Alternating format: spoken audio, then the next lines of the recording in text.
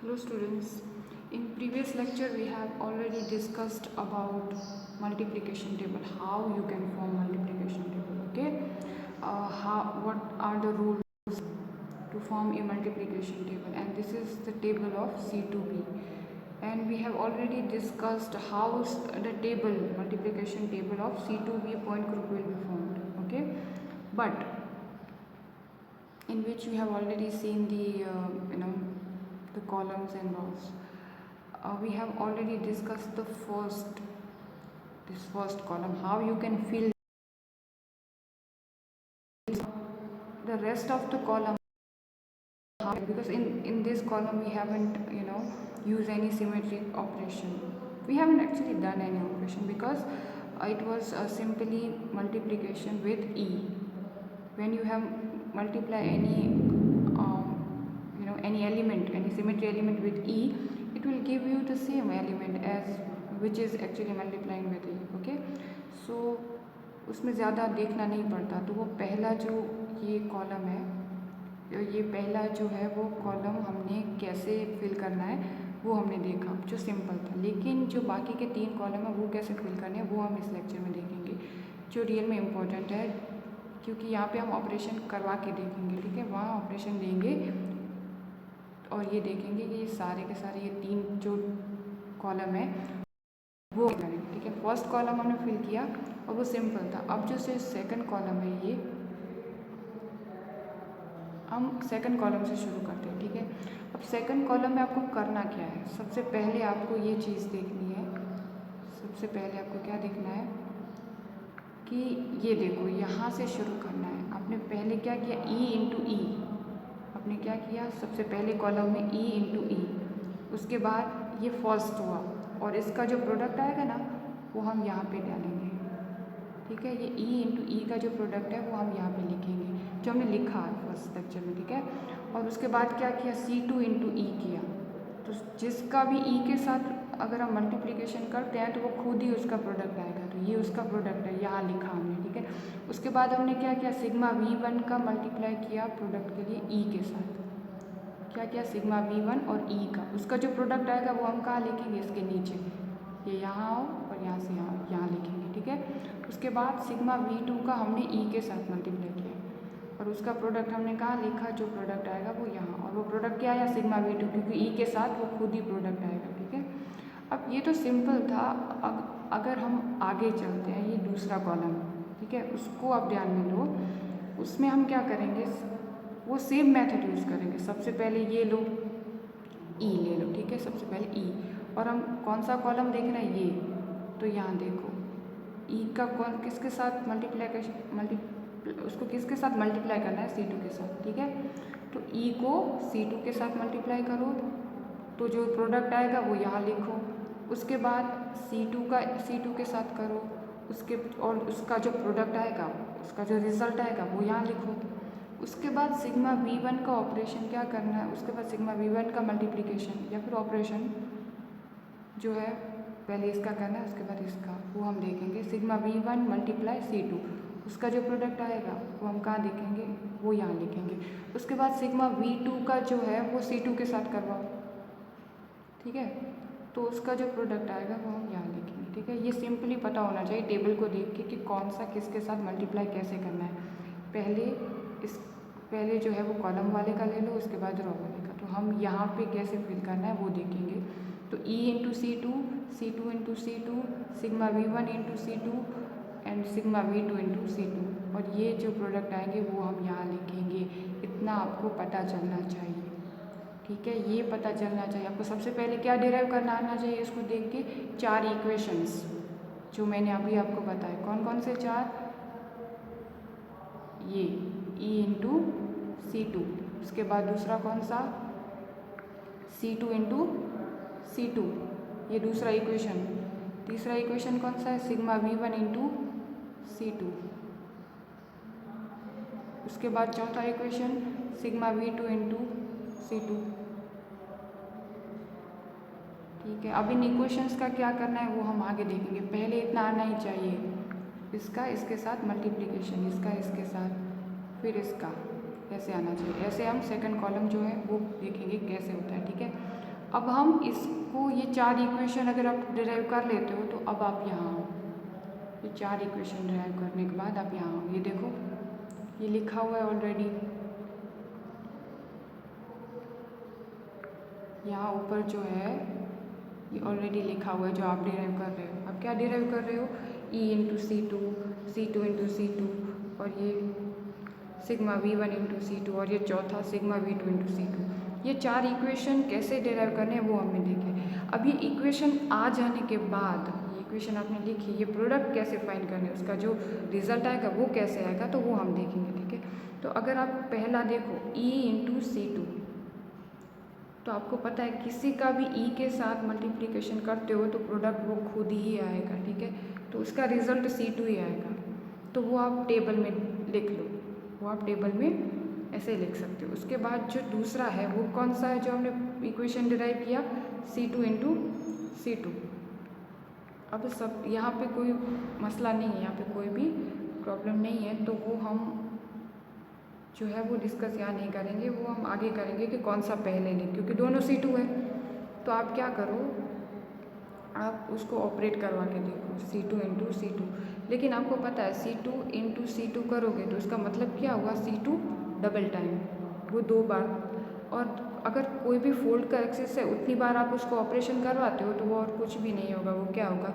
ई होगा। तो C2 का C2 के साथ ई होगा, क्योंकि वो 2 बार ऑपरेट करवाने पर क्या आएगा? ई आएगा, ठीक है। तो ये भी करने की ज़रूरत नहीं है, ये ऐसे ही आपको पता चल जाएगा, ठीक है। और वैसे भी 180 का एक बार रोटेशन देते हो और दूसरी बार रोटेशन दे हुए तो वो क्या आ जाएगा? 360, ऐसे भी समझ सकते हो, ठीक है।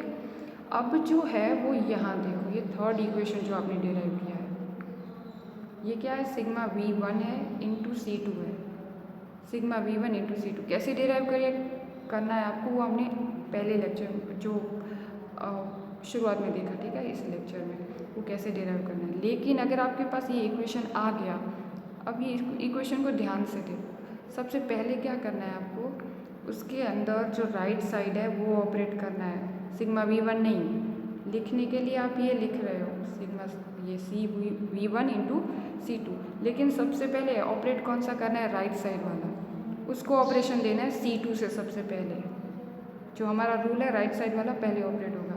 तो कैसे ऑपरेशन देना है उसको C2 जो है वो हमने पास करवा के देखा था कि कैसे C2 पास होगा। उसको C2 पास करवा के एंटी क्लॉकवाइज रोटेशन दोगे तो आपका रिज़ल्ट जो है, आपका जो रिज़ल्ट है वो कुछ ऐसा आएगा। क्या होगा उसमें? ये C1 जो है वो C2 की जगह चला जाएगा, H2 क्या होगा? H1 की जगह चला जाएगा। बस यही हुआ है। C2 कहाँ चला गया? ये देखो, ये C2 आगे आ गया यहाँ से, और C1 पीछे चला गया। तो ये इस पे ऑपरेशन दिया,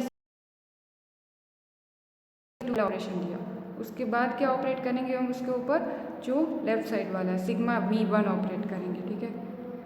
वैसे तो आप कोई भी ले सकते हो, लेकिन यहाँ पे जो लिया है वो प्लेन लेते हैं, ठीक है। दोनों प्लेन में से कोई भी प्लेन ले सकते हो, इसमें 2 प्लेन है।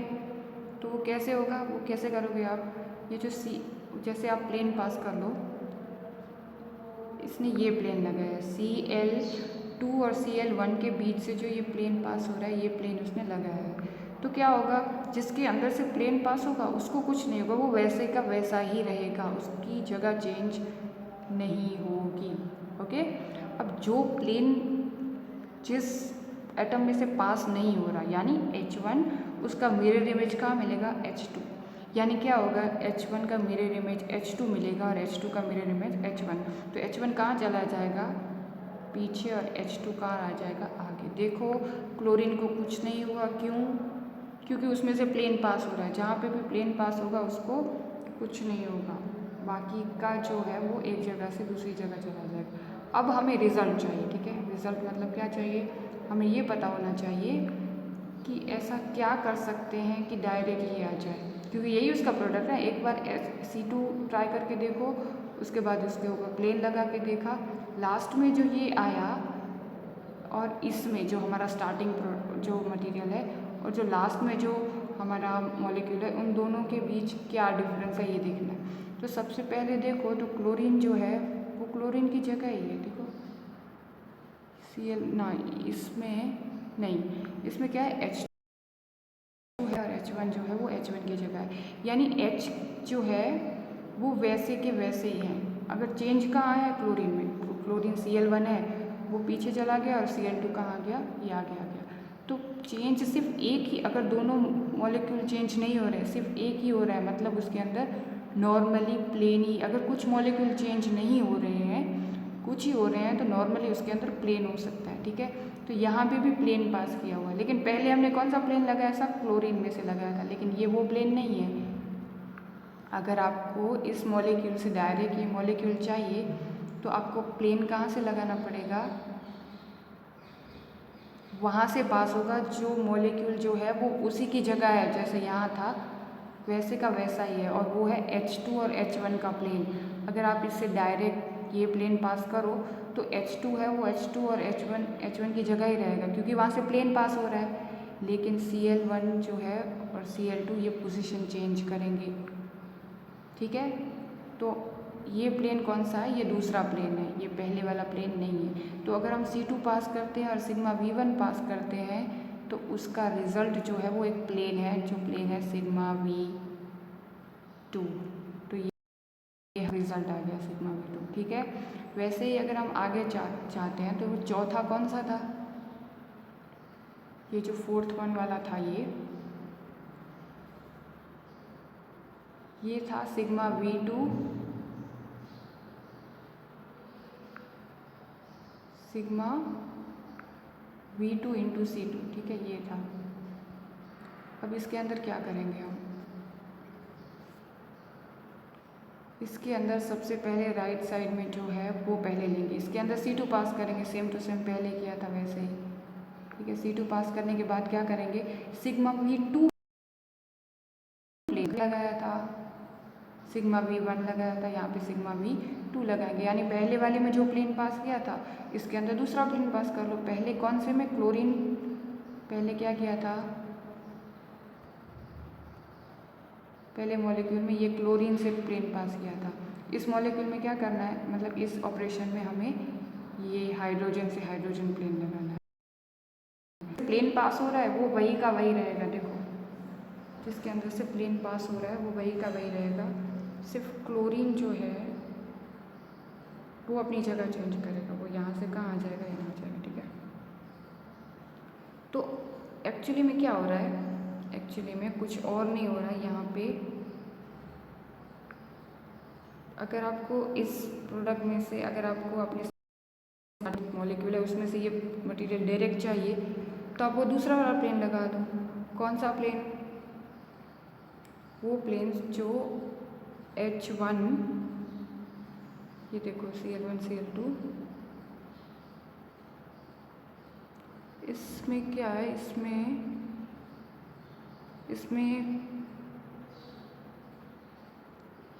एरर है, देखो ये प्रिंटिंग मिस्टेक है शायद। आप ये प्लेन लगा रहे हो Cl1 Cl2, ये H1 वही का वही रहेगा, यहाँ H2 नहीं आएगा, ये क्या है, ये H1 और ये H2 पीछे आएगा, ये H1 का H1 ही रहेगा और ये H2 आ जाएगा, प्रिंटिंग मिस्टेक है। ठीक है, आप ऐसे देखो ये H1 है और वो H2 है, तो आप कौन सा प्लेन लगाओगे, तो H1 और H2 जो है वो बदल जाए, लेकिन इस मॉलिक्यूल में Cl1 Cl2 की जगह वैसे ही हो। तो जिसकी जगह नहीं बदल रही है नॉर्मली प्लेन वहीं से पास होगा, यानी Cl1 Cl2। तो आप ये दूसरा प्लेन लगाओ, ये तो ये आपको ये प्रोडक्ट देगा, ये सेम टू सेम प्रोडक्ट देगा, जो आपको ये दोनों ऑपरेशन करके मिल रहा है वो आपको डायरेक्ट मिल सकता है। तो यही इसका आंसर है, वो है सिग्मा V1। ठीक है, उसके बाद लास्ट में क्या है, ये फोर्थ आ गया, ये चारों के चारों हमारे पास जो है वो आंसर आ गए। एक जो है वो क्या है, ये C2, ये चार आंसर में से क्या है, पहले में C2 आया, दूसरे में E आया, तीसरे में सिग्मा V2 आया और जो लास्ट है उसमें सिग्मा V1 आया। तो क्या है, ये चारों के चारों हम टेबल में डालेंगे, इनको टेबल में पुट करना है। देखो ये अगर E का C2 से किया तो ये C2 आया, फिर C2 का फिर से C2 से किया तो उसका आंसर E आया, सिग्मा V1 का सिग्मा C2 से किया तो सिग्मा V2 आया, और सिग्मा V2 का जो है वो C2 से अगर प्रोडक्ट बनाया तो सिग्मा V1 आया। तो ये चारों जो हमारे आंसर है उसको कहाँ आपको पुट करना है, उसको टेबल के अंदर आपको पुट करना है, ठीक है। अब देखो बाकी करना है आपको, same to same procedure follow करना है। इसके अंदर क्या करना है आपको, इसके अंदर हम करके देखते हैं। देखो अगर आपको अगर आपको ये थर्ड कॉलम भरना है तो आप कैसे भरोगे, ये मैं आपको ऐसे ही बता देती हूँ। देखो सबसे पहले ई लो और उसका ये थर्ड कॉलम हमें भरना है, तो क्या करना है, सिग्मा V1, ठीक है। ई लो और सिग्मा V1 लो, यानी E इंटू सिग्मा V1, इसका फाइंड करो। ये पहला इक्वेशन आ गया। अब दूसरा इक्वेशन क्या आएगा, C2 इंटू सिग्मा V1, और उसका जो प्रोडक्ट होगा वो हम यहाँ लिखेंगे। ये दूसरा इक्वेशन आ गया, C2 इंटू सिग्मा V1। तीसरा इक्वेशन कौन सा आएगा, sigma V1 into sigma V1, और उसका प्रोडक्ट यहाँ लिखो।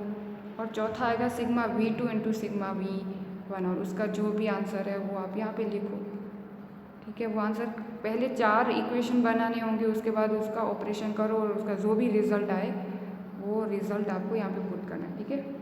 वैसे ही आपको चौथे का करना है, जो लास्ट कॉलम है, तो फोर्थ कॉलम, उसके अंदर क्या करना है, उसके अंदर भी आपको ये देखो ये ई का सिग्मा V2 के साथ करवाओ, ठीक है।